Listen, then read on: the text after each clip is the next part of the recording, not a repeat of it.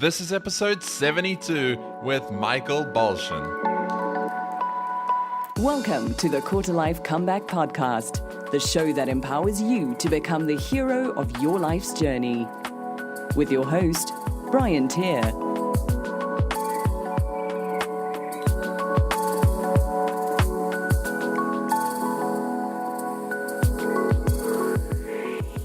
Hey guys and girls, welcome back to another episode of the Quarter Life Comeback Podcast, episode 72 today, and I'm really excited to be speaking to none other than my really good friend Michael Balchan. Now, before we get to the interview, just a shout out to our sponsor again, and that is Optimize. And in case you haven't heard of it, Optimize is pretty much the best $10 I spend every month.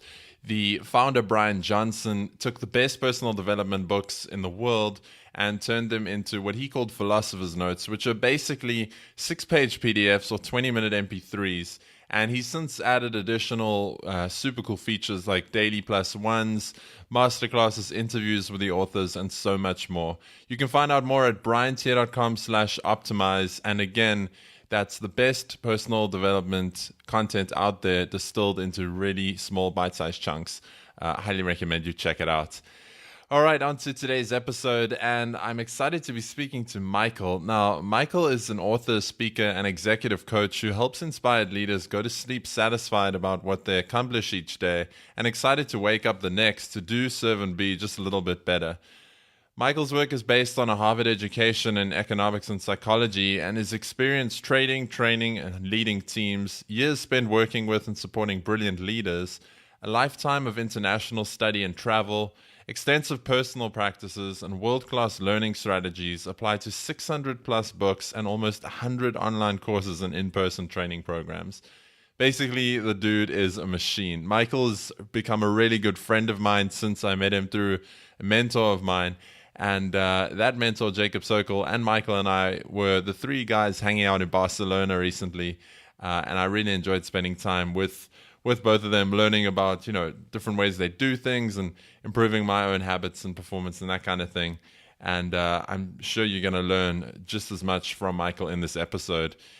In this episode, you're going to learn how to rise above others with more talent than you, how to use your current job to set yourself up for success, why you don't need to make money from your passion, what to do when you're not passionate about anything, the benefits of meditation and how to get started, and how to +1 your performance every single day.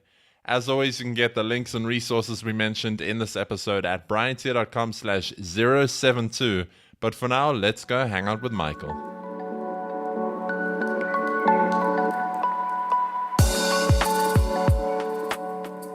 Welcome back, everyone, and a big welcome to today's guest. I'm excited to be speaking to Michael Balchan. Michael, welcome to the Quarter Life Comeback.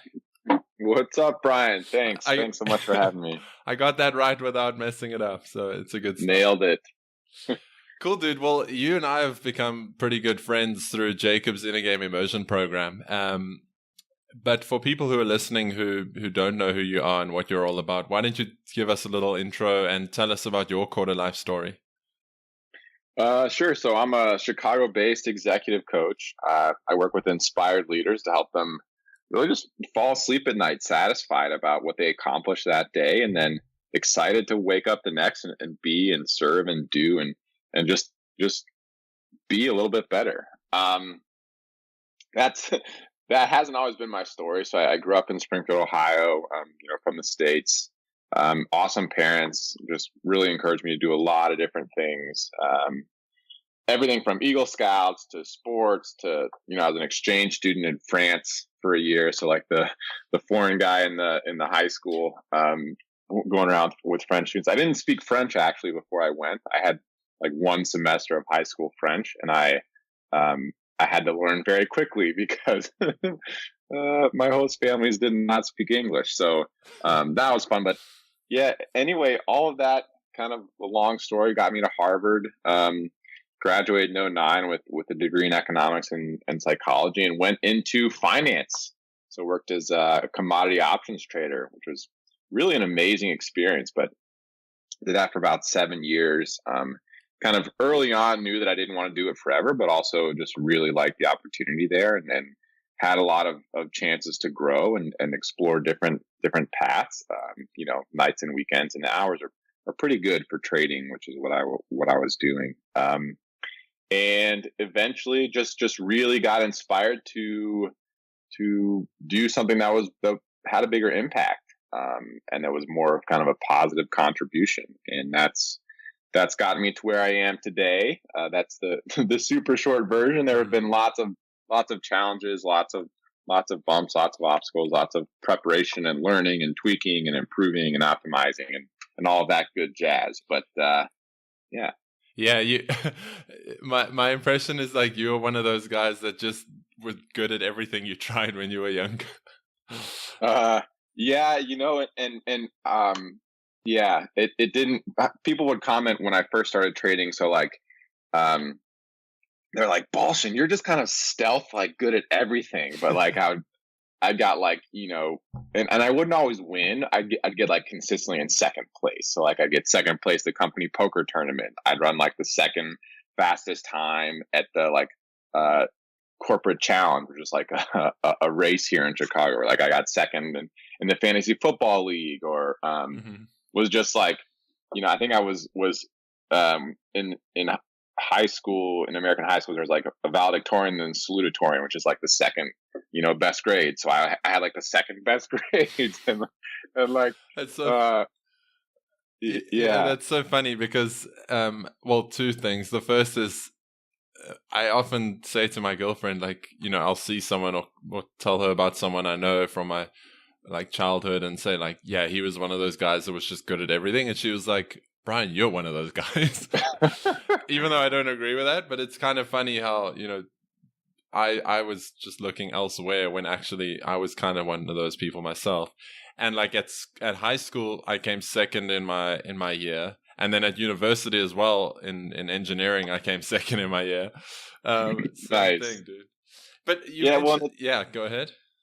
I was gonna say it's funny. Like there's part of it that's like this humility, right, and wanting to not do that, not be like, yeah, I'm good at all these things, but really just not doing it intentionally, not like having the goal of like I'm gonna be good at everything, but really just having the goal of like whatever I'm doing, I'm gonna show up and give it everything that I've got, whether that's studies or sports or the job or whatever. But just having that mentality of like, doesn't matter what it is, I'm not gonna half-ass it, and it that seems to be enough, unfortunately, to really rise to the top in a lot of different things. And I think like it'd be great if more people had that mentality of just showing up and no matter what it was, like I'm gonna give it my all. I'm really gonna try here, because that's more than 90% of the game, I think. So yeah, and you don't even need to rise to the top, so to speak. Like there's so many people who have way more talent than someone else, but they just take that for granted. And then you'll get like the little guy who just busts his nut. And, whether he wins or not, he could go on to achieve more than someone else who has more talent than him. And there's so much opportunity and everything that we have today with the internet and the ability to create our own business and or even just a side gig, that like, you don't even have to be the best freelance writer, and you can still make a really good income. So it's pretty cool. As long as you're giving your best, it doesn't really matter if you finish second or first or 10th. And you giving your best will set yourself apart. And I think that's a good distinction you made. Like you don't have to be the best, but just be your best, and that's enough in this day and age to really kind of achieve success in whatever your domain is, as you define. I mean, there's some things where that probably doesn't hold true, because those things are kind of stuck in some old world systems. But yeah, generally, do your best, and that like it's in my experience and all the people that I've seen, like that tends to be enough. We should just end the podcast there and do your best. Good night. Done. But I want to come back to something you mentioned, which I found quite interesting. Is you said you knew early on that the trading wasn't, it wasn't like what you wanted to be doing forever. but you also recognize that there were really good opportunities and things there. And I think so often today people throw in the towel or want to jump ship because, this isn't the thing I want to be doing forever, so I don't want to be doing it now. So I'd love to get your thoughts on where your mind was at with that decision, with, sticking around for the opportunities that you recognized were there. Sure. So there's a lot of different pieces to that. One of which was like when I went into trading, I didn't know what I wanted to do when I grew up. So I went into trading kind of thinking like, man, this is a fun thing. I really like it. I don't see myself doing this for the next 20, 30, 40 years, but I'd love to really give it 5 years and see what I can accomplish in 5 years. So not that like I disliked it or knew that I hated it, but my time horizon wasn't indefinite. There was a real I'm going to do what I can while I'm here, and then look to something else eventually. And I was vocal about that too with other people that were at the company, but using that opportunity, and especially there were periods, maybe a year or year and a half in, where I started questioning if I was even gonna if 5 years was even a realistic thing. It eventually just kind of took that schedule off the table and just thought I'm gonna do it while it seems good. But there's the schedule was afforded me a good amount of energy in the afternoon, in the evenings, that I could kind of dedicate to other things. And trading itself is such a really, really cool field, in that you have instant feedback, so how your decisions are performing. At the end of the day kind of how you did. So this mechanism that had this like built-in feedback for me to continuously evaluate myself and improve, and using that and looking at, okay, what parts of this job can I use to really set myself up for whatever comes next, not knowing what it was, but knowing that it's not just the work that I'm doing and I'm going to try and do great work, but also I can use this as a vehicle for my own growth. Even towards the latter half of my trading career was even a really kind of like emotional and spiritual growth that I was getting from trading, which is probably not almost like this super finance thing, but for me it was like, okay, how can I, whether I make a good trade or make a bad trade, whether I have a great day or a really terrible day, how can I walk out of the office and be the same person? And how can I come home and not take it out on my wife? How can I be a kind and generous person to my wife and not blow up on her? And failing at that sometimes, very much, the work follows me home, and then I'm just an asshole to people. But getting better at it and improving over time, and just, how can I emotionally regulate when I'm watching a trade going against me?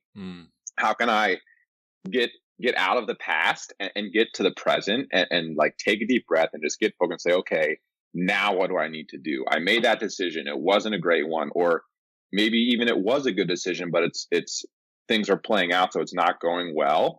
How can I course correct and get back now and look towards the future and make a good decision on my next trade? Yeah, it's very, very stoic, focusing what's in your control. And I love that you mentioned, how the trading was kind of, you could leave at the end of the day and try and keep that stuff at work and try and be the same person, or a better person.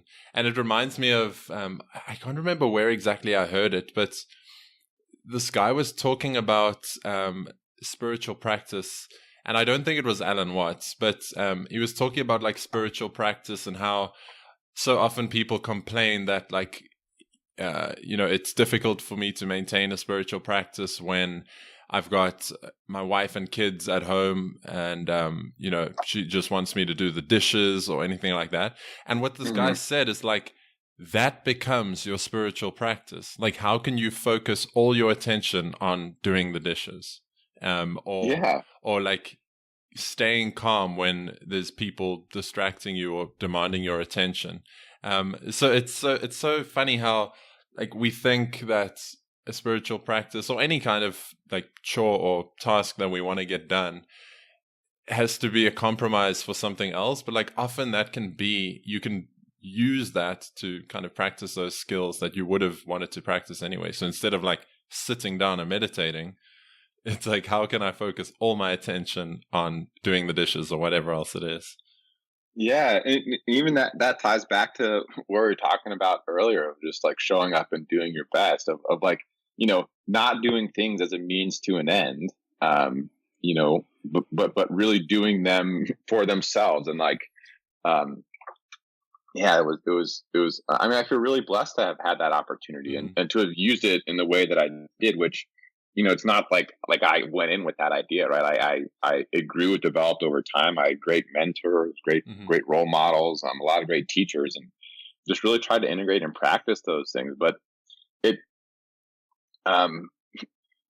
one of our favorite kind of teachers, Brian Johnson, has this story about like, I think he talked about his dad, and they would all go to church, and then like, the dad would like yell at people on the way out of the parking lot. Yeah.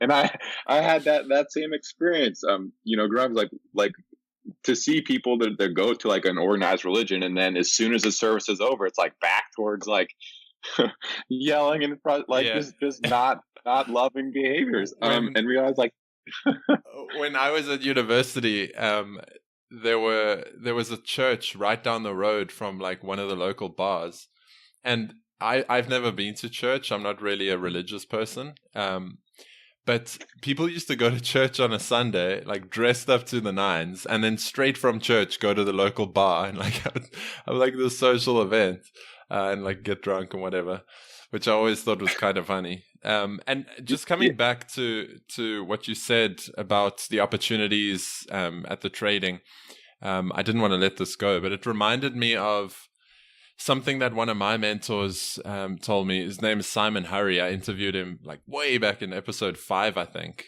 And he said, like, I actually had a meeting with him when I was thinking about, should I do my own kind of entrepreneurial thing, or should I get a 9-to-5 again for a while? This was last year. And he said, like, there's nothing wrong with getting a 9-to-5 if it's using or if it's providing a platform for you to build skills and grow relationships that can help you take the next step towards where you ultimately want to go. And I think that's really valuable, because so often we're like, no, I don't want to get a 9-to-5. I want to be an entrepreneur. And then we just ignore opportunities that could have, been the thing that we needed to take that next step ourselves. Yeah, that is absolutely correct. And well, I don't know if it's correct or not. I 100% believe in that and subscribe to that mentality. And I think there's a lot of people, in today's age who are coming out of college and I'm not too far removed from it, but they're not going into careers. They're not applying. They're not just getting a job because it's not the perfect job or it doesn't line up completely with their passions. And I don't think that that's necessarily the right way to go about it, or at least I think too many people are discounting getting a 9-to-5 and getting work. And I gave a presentation to a company in Chicago last week, and I was talking about the motivation equation. And part of it, and we can get into that later, or there's resources maybe you can link to in the show notes. But part of the motivation equation is like, do you really want what it is that you're doing? And I said, it might not be the perfect job. Like, this is a sales role for you. You're not super excited about, whatever. It's not the perfect thing, but you can find elements in that you are really excited about. You're developing these skills to cold call people. You're developing these interpersonal skills. You're building a professional toolkit, and you can acquire like skills on the job that'll help set you up for the future. You can create your own mindset and build up your mindset and do all these things that will set you up for what's next. And that's the reason that I'm doing what I'm doing today is because of that period of, it was a long period of working for other organizations. And the last piece before I throw it back is Elizabeth Gilbert. She wrote Eat, Pray, Love, which was kind of like one of the books that got her famous. But then she wrote Big Magic, which I bring up a lot, I think. But she says in that book that there's nothing wrong with finding another job to pay the bills while you work on your creative things on the side. Because when you're trying to make money from your creative projects or work, whatever, it can all often add this pressure to it that stifles creativity. It's like, Mm-hmm. oh, I got to be getting this from it. Da, da, da, da. When you have a job and a source of income that's paying the bills and providing for you, it frees up that creativity to really just be like pure and authentic and true. And you're not writing for someone else or writing because you think you have to sell it to a certain person, but you're writing because or painting or drawing or making a movie or speaking, whatever it is, you're doing it because that's what you really want to do. And that's when you create your best work. So Mm-hmm. absolutely having, not having just like this pure entrepreneurship or pure my passion, but being willing to explore different avenues, and do it all at the same time. Like, why not? Yeah, even with coaching, like as soon as like I've found in my experience, like as soon as I felt like I needed a client for financial reasons, then I get all in my head and I can't really be present in the conversation, and it never really leads to anything other than that. Yeah, so I'm really glad we spoke about that. And the motivation equation is it's expectancy times value over impulsivity and delay, right? Yep. Yeah, I'll link up that in the show notes, so people can find out more about that.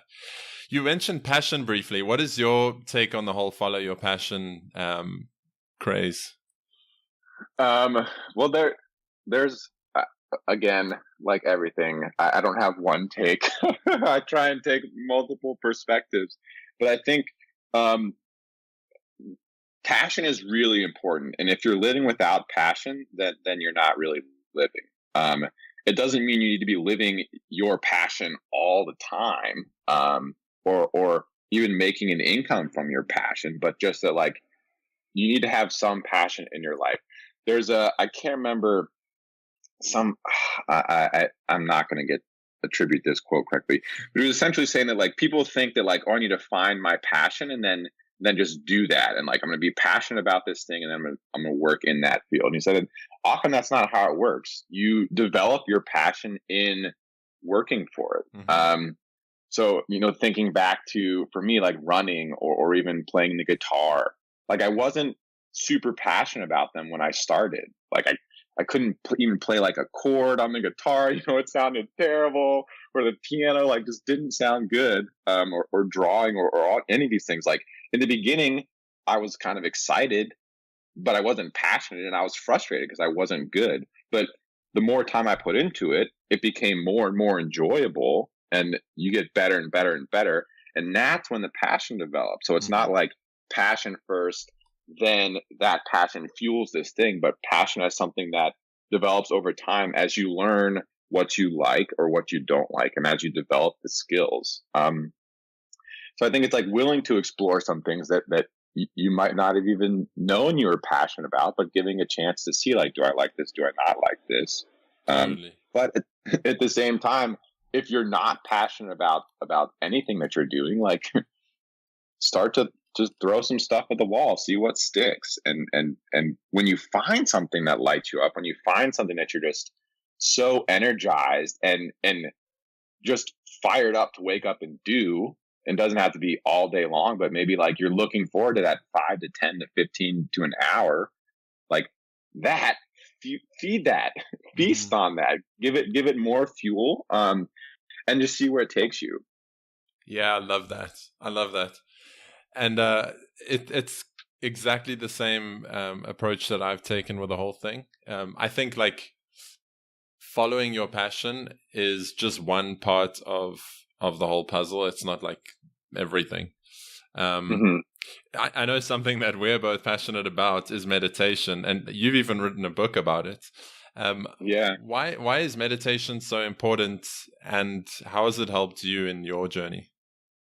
I'll answer that in 1 second, but something came up for me as you were talking about passion. I just want to real quick.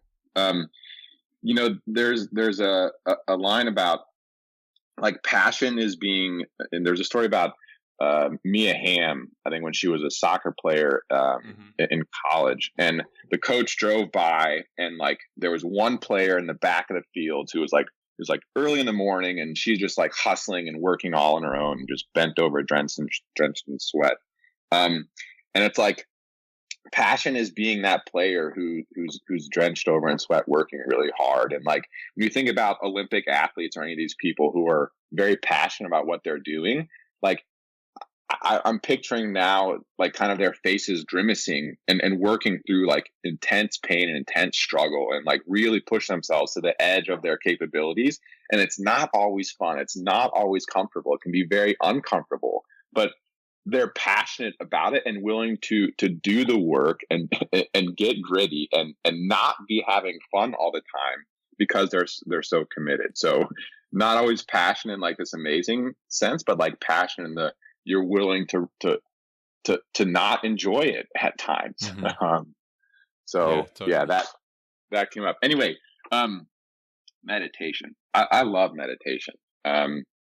Mostly because I love what meditation allows me to do and the way that meditation changes my experience of living the world. And it's really just developing more awareness of your thoughts and of your mind. The thing that's guiding us all day, every day. Developing a better relationship with that, and then through that, like with yourself. And obviously, the science is kind of unequivocal about the benefits from everything. Decreased stress, better health, better sleeping. It can change your genetic expression. Faster reaction times, better creativity, better productivity, better focus. If they could bottle up meditation's benefits into a pill, it'd be like the most prolific and like. I actually wish they would, because everyone's always so quick to like pop a pill for something when like meditation solves so many of those things. We should. And maybe one of your listeners will want to do this, and if they do, I hope that we get like a percentage of equity in the business. But essentially, sell placebo pills, and on the pill bottle it says like instructions: take one pill, then sit for 5 minutes, or 12 minutes is when the benefits come in. But maybe it's like a graduated schedule where it's like, okay, first week, take one pill and then sit and focus on your breath for 1 minute. And the second week, you have to take a pill and then sit and focus on your breath for 2 minutes. And then after 10 weeks, like the instructions are take one pill and sit and focus on your breath for 12 minutes. And that's required to make this pill work. And we're going to sell the shit out of this pill. I've got some space for a side gig. I love it. And I kind of feel like we need to do this now and maybe make like a YouTube infomercial and a landing page for it, because like we're so quick to want that quick fix, that pill, and meditation is literally it. And my life has completely transformed since I started to practice. The people that I work with, and we use meditation kind of like as the foundation of everything, because in order to be accomplishing and achieving the things that my clients want to accomplish and things that I want to accomplish, like we have to be in control of our mind. We have to be capable of making big decisions. We have to be like plugged in and at our highest and having the energy that we need to bring it all to fruition. And if we don't know what we're thinking, or if we're not even willing to explore our thoughts and create the space to do so and the ability to do so, like we're SOL. Like we're just kind of in a haze. So yeah, well, I'm interested to hear what firstly what your meditation practice looks like, and then secondly, if there's people listening, and probably the majority of them have never tried meditating before, they think it's this woo-woo thing. Like, how can they get started to enjoy those benefits we spoke about? Yeah, so I've been having a lot of fun of just like doing a quick practice. So let's just do it right now. So we'll do it for 1 minute. It's super, super simple. We'll breathe in to a count of 6, hold for 2, and breathe out to a count of 7. And try and breathe in and out through your nose. There's lots of benefits to that. Basically, noses were meant for breathing, and mouths were meant for eating.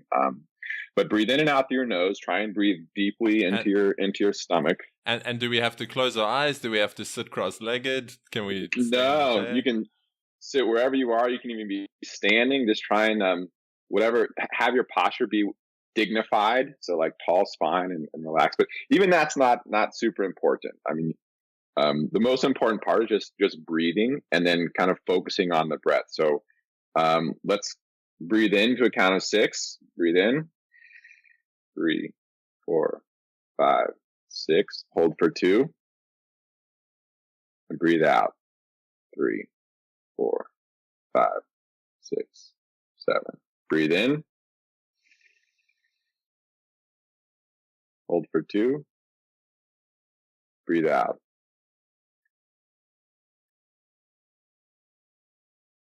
Breathe in. Continue to count on your own. Hold. And out. And one more. In.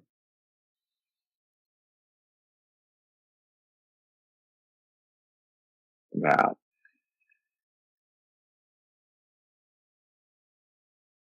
It's cool. That's it. That is meditating. Like, it's super, super simple. Some kind of fun tips I like to recommend is just really trying to bring your attention to the air as it flows in and out of your nose, and feel the sensation. See how deeply you can follow it. Maybe it's your nose, maybe it's your throat, or even like the tips of your lungs, but really trying to feel the physical sensation of air, which is all around us, which we need to live, as it flows in and out of your body. You know, this thing that you do, I don't know how, 80,000 times a day. No, maybe we have 80,000 thoughts. However many times you do it every day, all day, nonstop, like bring some attention to that. Bring some awareness. Like, oh, cool, I'm alive, and I'm breathing still. That's good. And what does this actually feel like to be breathing? Mm-hmm. I'm pumped. That was our first live meditation on the podcast. Nice. 60 something episodes. Yeah, and Tony Schwartz, he's a founder of the Energy Project, CEO of the project. He says that 1 minute of completely focused attention on your breath can completely clear the bloodstream of cortisol. Cortisol is a stress hormone. It builds up during fight or flight. It's not bad in short doses, but it's pretty terrible if it just stays in our system, which modern day society is kind of built for it to be staying in our system. But just 1 minute, so 4 of those breaths, in for 6, hold for 2, out for 7. 1 minute of that, the more you do it, the better you get at it, can completely clear your bloodstream. So, you know, for me, when I was trading, and trading is like, you know, it's all money, and we've got these built-in primal fears around money that, you know, whether it's parents or society or advertising or whatever, there's a lot of deep-seated beliefs around money. But it's like jacking at the fight or flight system all day long. And so for me, it was really, really important to, like, when I noticed myself not making the best decisions or getting emotionally like too tied up, or even just sitting tight and closed and small, just to take a moment and say, okay, let me just take 1 minute and breathe here and get back in control of my attention, get back in control of my body. And 1 minute that can be so powerful, and that you can do it. Like, there's 1,440 minutes in a day. If you can't take at least 1 minute a day to do something that's going to give just tremendous benefits, then I don't know. Mm-hmm. I don't know. There's that really cool saying, if you can't find, and it's a bit more extreme than 1 minute, but it's like, if you can't find 20 minutes a day to meditate, you need 2 hours. Yeah. And that, you know, the research benefits really pop in it. They say 12 minutes a day for 8 weeks, and you have the same kind of neurological changes as people who've been meditating for years. But not starting off there, starting off small and building up to, and just making like a non-negotiable commitment of, I'm going to do this every single day. My mind is important enough to me to be dedicating time to it every single day. Mm-hmm. Yeah. Something else I know we're both pretty pumped up about is Brian Johnson's +1 experiment. But for people who don't know what that is, why don't you share a bit about you know, the +1? I know you're doing something really cool for it, and you know what that's all about. Yeah, so Brian's this phenomenal teacher who's read all these the best books on optimal living and positive psychology and ancient wisdom, stoicism, all of that, and broke them all down into 6-page PDFs called Philosopher's Notes, and then associated podcasts, MP3s, interviews, all of that stuff. And I've been following him and kind of digested the entire library over the past 3 or 4 years. But he just started this new challenge 40 days ago, which I know because today's, I do it every day, so I remember the day. And it was the idea that if we commit to, say, 1,000 days of getting a little bit better each day, +1, +1, +1, those incremental optimizations add up to something really, really crazy. And there's this compounding effect of, like, if you get 1% better every day, it's like the decision: would you rather have $1 million today, or 1 penny that doubles every day for the next month? And like, look, $1 million is a lot of money. Like that, like I would like $1 million. Yes, please, very much. A penny compared to $1 million is nothing. But the magic is that if that penny keeps growing, by like day 28, maybe it's like and I don't remember, it's maybe $500,000. But day 29, it's $1 million. Day 30, it's 2, 4. Like, it gets really, really big when you're consistently growing over time. So +1, +1, +1. Brian takes a different idea every day. Kind of one of the biggest ideas from the notes or different teachers or whatever. Everything from the motivation equation, arte, eudaimonia, whooping, love whooping. But just these little tools. It's like, hey, let's make it super accessible in the same way that, let's commit 1 minute a day to meditating. It's like, let's take 5 minutes, say, to learn a new concept or to review an old concept and really practice it and work on doing it that day.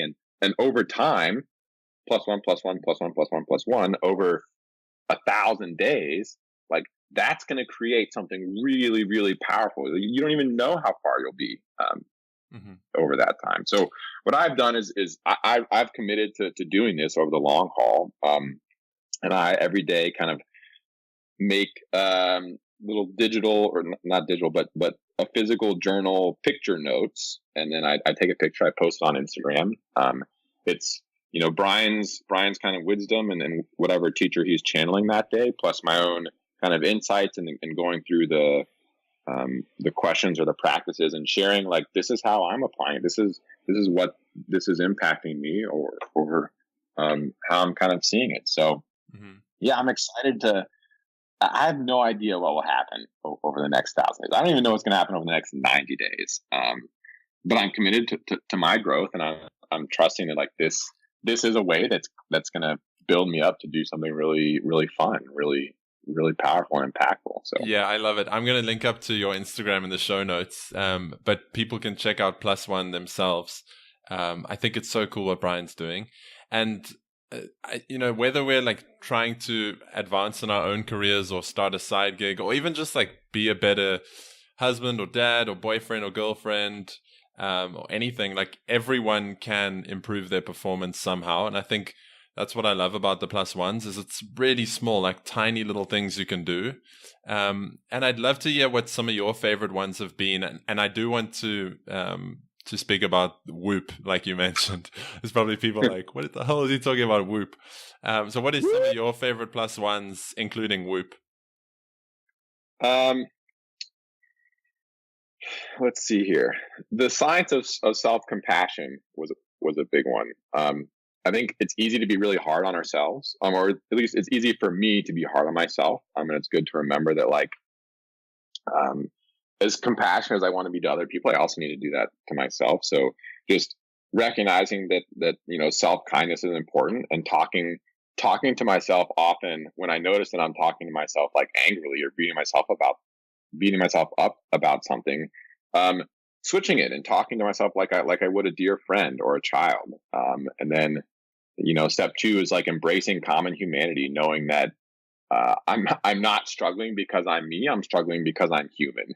We're all struggling in some ways at some times. And then the third step is just to be mindful of, like, oh, I'm not being nice to myself. So cool. I'm going to take a deep breath and then I'm going to move on. There's one about breathing. I think the title was like how to stop your thoughts and it was breathe.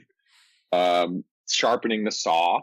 So the idea that like, most people are just go nonstop. Like, oh, I've got so much to do. I can't stop. Like no time for breaks. Got to go. And the story, I think it comes from, Stephen Covey's, Highly Effective People, 7 Habits of Highly Effective People, but talks about like, imagine that you went to a forest and saw a guy like sawing on a tree. And he wasn't getting anywhere. Just keep sawing. You're like, hey man, it might be a good idea to take a second and actually sharpen your saw. And he's like, no, I can't. I'm too busy. Like I got shot down this tree. But like if you would just take 15 minutes to sharpen the saw, then the tree would be like, just boom, done. And for me, it was like really, really getting intentional about, okay, I'm going to meditate. I'm going to turn off my computer at certain points of the day. I'm going to make sure that I'm prioritizing exercising because that gives me the energy that I need to then go be productive. And doing these things that don't necessarily feel like, oh, that's not contributing to whatever it is that I'm working on, but knowing that it's putting me in a position to be able to contribute more powerfully when I do show up. It's sharpening the saw. So I love that one. Let's round it off with the Woop. Yeah, Woop. So Woop's Gabrielle Ottingen, the researcher out of Germany, I think, but she basically wanted to prove that like visualizing worked. Like I know what I want. I'm going to create a picture of what I want, and then that's going to make it happen. Like that was her thesis. That's not actually what happens. But what they found was, so in all their lab, they developed this framework that did work. And I think I wrote a blog post and I called it like the scientifically proven way to make your dreams become reality. But it's essentially this framework that I use on everything. So my long-term goals, my short-term goals, like, meeting, even having this podcast, I Wooped it. And it's just, wish, outcome, obstacle plan. So Woop stands for wish, outcome, obstacle plan. Your wish is, what do I want? The outcome could be called benefits, but if this wish happens, what are the benefits that I'm going to experience? What are the outcomes that I would get? Obstacle is, what things might prevent me from achieving that. So with the emphasis on internal things, like I wouldn't reach out. I'd be too afraid to say this one thing. I would get nervous, whatever. And then the plan is, okay, if those obstacles arise, then I'm going to this. So it's thinking about, I've got this wish, and I really want it for these reasons. And now here's reality, and here are the things that might prevent me from getting to it. So how can I plan to overcome those ahead of time, rather than just being completely blindsided or like thrown off track? Yeah, I love it. It's such a powerful like so simple but really powerful. And it's also great for like tackling the perfectionists among us and like fear of getting started and all that kind of stuff. You know what you will do if you experience some setbacks. I think my favorite +1 so far has been the Stockdale Paradox of like knowing that you are going to make it, whatever it looks like for you, and also embracing the fact that it's going to take a while. Yeah, I dig that one. It's and that's like, the Stockdale Paradox and Woop are essentially kind of like mirror ideas, in that like this wish, this obstacle, knowing that you're going to get this thing, and knowing that like it's going to be challenging, it's going to be hard, like there's going to be obstacles to it. So that two-sided thing of, I want this, and I know it's not going to be easy, but I'm willing to do the work, and I'm willing to wait it out, and I'm willing to have patience, and I'm willing to face whatever situation is there in front of me and do it to the best of my abilities in order to get that thing that I'm so excited to get. Yeah. Or be or do or whatever. Michael, I do want to be mindful of the time. Is there anything else you feel would be worth mentioning that we haven't touched on yet? I mean, we could talk for hours. I love it. I love what you're doing, and such great questions. Idea wise, there's so many ideas. But I think, to mention here is to really encourage your listeners to take just one idea from today, to think back about things we've talked about, and even to do this with all of your podcasts. But what's the one thing that they actually want to apply? So it doesn't have to be a million things, but taking something from the place of wisdom or theory and really putting it into practice. So maybe it's joining the plus one, maybe it's starting meditation practice, maybe it's really committing to giving their best effort no matter what they're doing. But just one idea and actually do it, because these things, there's a million brilliant ideas. There's a like limitless number of ideas or wisdoms or insights or things that we can learn about, but until we actually practice them, they're meaningless. So that's that's it. Whoop. Cool, Michael, I've got some sort of quick fire questions at the end here. So just the first thing that comes to mind. The first one is, what do you wish you'd been told in your 20s? It's all good. It's all good. It'll all work out for the best. I love it. What is the greatest opportunity for quarter lifers today? Both being alive today and the limitless opportunities. Like there's never been a greater time in the history of the world to be alive. Especially if you want to make a contribution with the internet, with all the resources, all the wisdom that we have access to. It's just limitless opportunity. That's the greatest opportunity, the limitless opportunity. I dig it. Michael, where can people go to find out more about you and Plus One and follow you on Instagram? I'll definitely link that up. But where can people follow your work and find out more about you?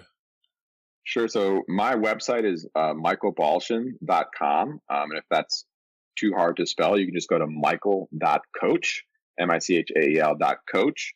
The plus ones, I've kind of explained how I'm rocking it at the +1.fun. So I'm all about having fun playing. So +1 spelled out, PLUSONE.fun.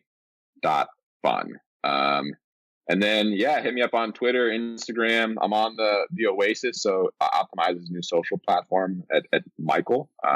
Love to connect there if you're part of that community. And you can even, Michael at michaelbalchan.com is my email. Feel free to shoot me an email. I love interacting with people and having those connections.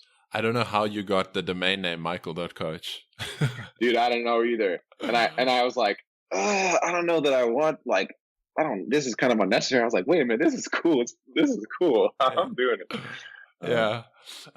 Cool. Michael, I've got one final question before I get to that. I just want to acknowledge you for coming on the show today and sharing your wisdom, and just for embodying, to me, you embody what it means to be a top performer, and, just staying true to your fundamentals. And yeah, man, I look up to you as an example of what it means to really live a balanced, sort of purpose-driven life. And so I just want to thank you for our friendship and for all of that good stuff. The final question that I have... Giving me chills here, bro. The final question that I have is, and you touched on this earlier, but what one thing can listeners do this week to start creating their own quarter life comeback? Block off space to think about it. Just 5-10 minutes, and a non-negotiable commitment, the same way that you'd showed up to, if Brian offered you the chance to meet with him, you definitely would not miss that commitment. So put something on your calendar, 10-15 minutes, doesn't have to be a ton of time, and maybe start with a little 1-minute meditation, and then move into some journal practicing, or some, whatever the big idea was from this podcast that really resonated with you. But really just committing time to that. If the quarter life comeback is important to you, then commit time to doing it. I dig it. Michael Balchan, thank you so much for coming on the Quarter Life Comeback. Thank you. So there you have it, guys and girls. That wraps up episode 72 of the Quarter Life Comeback podcast. And a big thanks to my buddy Michael Balchan for coming on and sharing some of his wisdom and his story and all the rest of it with us today. I really enjoyed this episode. And if you did, I'd love it if you could share it with your friends on social media and shoot me a tweet at Brian Tier to let me know your biggest takeaway. For me, it was the fact that we don't have to be the best at what we're trying to do, but what matters really is showing up at our best and taking things from there. And then again, just getting a little bit better every single day, no matter what it is that we're trying to achieve. As always, you can get the links and resources we mentioned in this episode at briantier.com/072. And make sure you head on over to quarterlifecomeback.com and subscribe to get these episodes and even more goodness as soon as it comes out, and some stuff I only share with subscribers. Shout out again to our sponsor today. It's Optimize, and you can get the best personal development wisdom out there in bite-sized chunks by going to briantier.com/optimize. Thanks once again for joining me this week, and until next time, keep creating your quarter life comeback. Thanks for listening to the Quarter Life Comeback. Get started today by visiting briantier.com.